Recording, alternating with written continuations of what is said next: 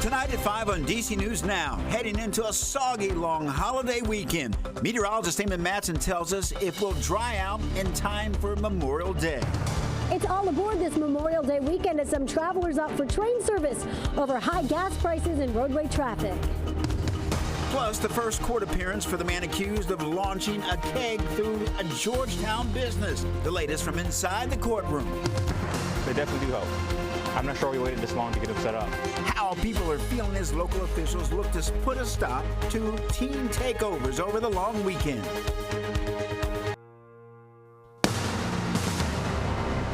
You're watching the station covering all of the DMV.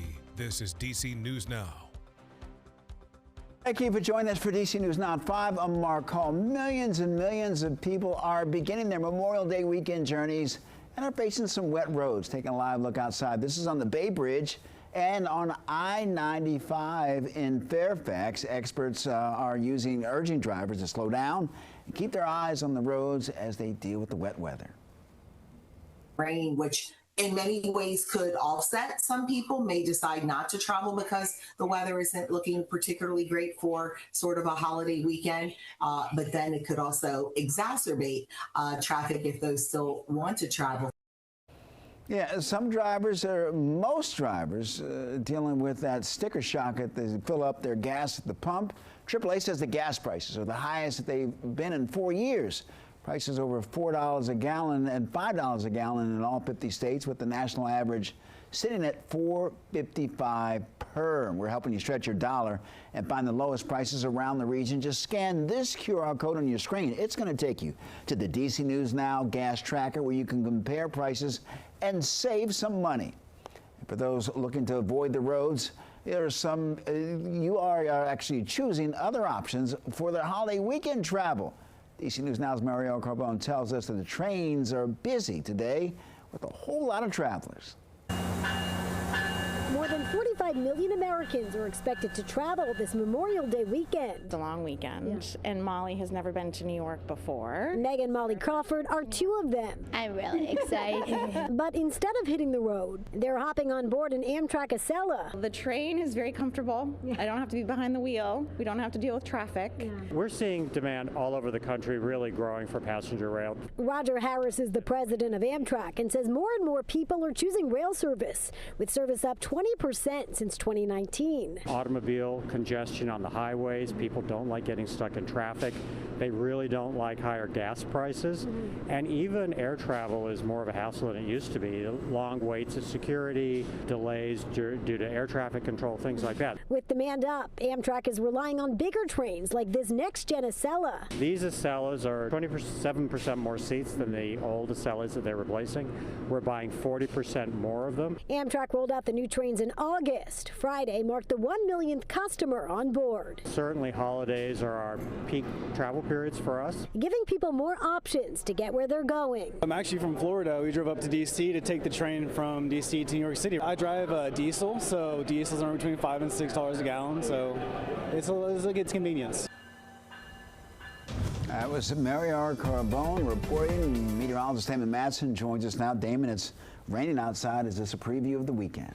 A little bit. Yeah, we've definitely had this wet weather kind of with us since Wednesday, and it's trying to hang on with us too. At least those train passengers, unless it's very extreme weather, you're good to go as you can make it to your destination even in the rain. But yeah, it is not the most pleasant start to the holiday weekend, folks, as rain has filled back in. We had a lull earlier this morning where it was just maybe some light drizzle out there for you, but after lunchtime we had this wall of green, steady rain made its way from the south and west up through the heart of the DMV here. Now we're seeing most of that exit to the north and east. We have one band of steadier showers here that's working across Loudoun, Fairfax, and even southern Prince George's County into the district. But outside of that, the rest of us are now just seeing some scattered showers, if anything, maybe just some light drizzle at this point. So it definitely is remaining soggy, and the main cause of all of this wet weather, this front frontal boundary. It's lifting back toward us and pushing even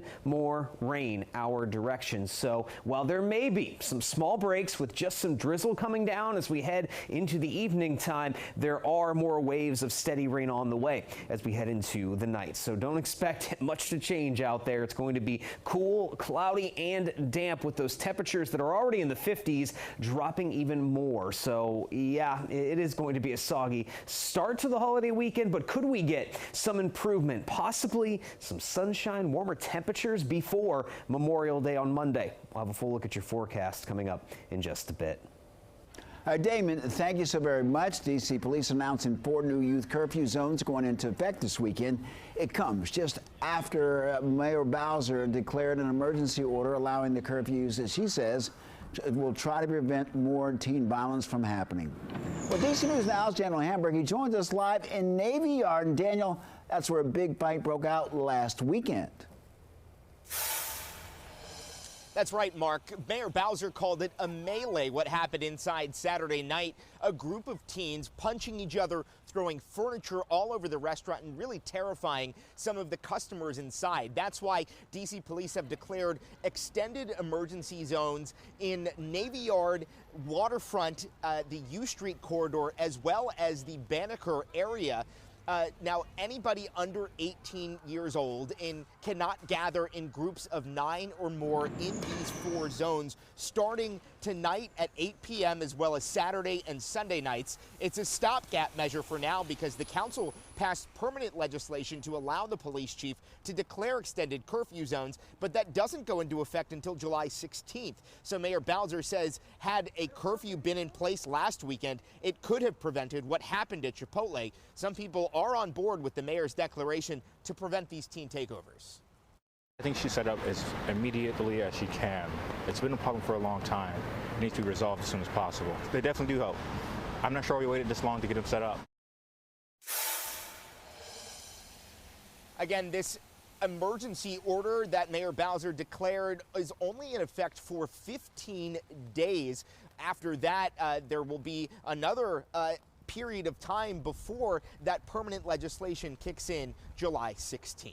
We're live in Navy Yard. Daniel Hamburg, DC News Now. All right, Daniel, thank you. Charles County middle school student was found with a knife after deputies say that seats on a school bus were slashed. Sheriff's office says that the bus driver noticed the damage after finishing the afternoon bus route from Glymont Middle School earlier in the week.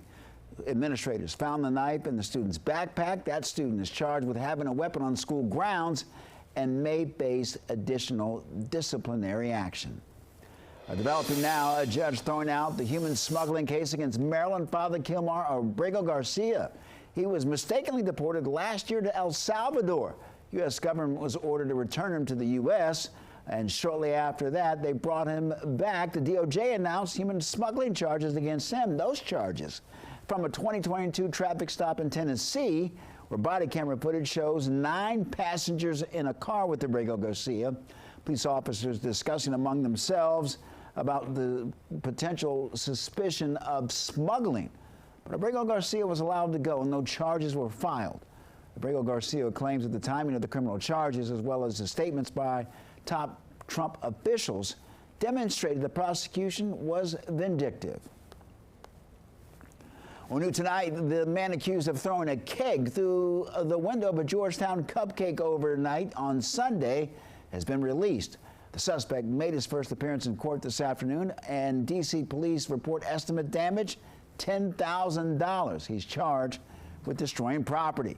D.C. News Now's Randy Bass. He joins us live from the courthouse with more. Randy, you just heard briefly from the suspect and his attorney. What did they have to say?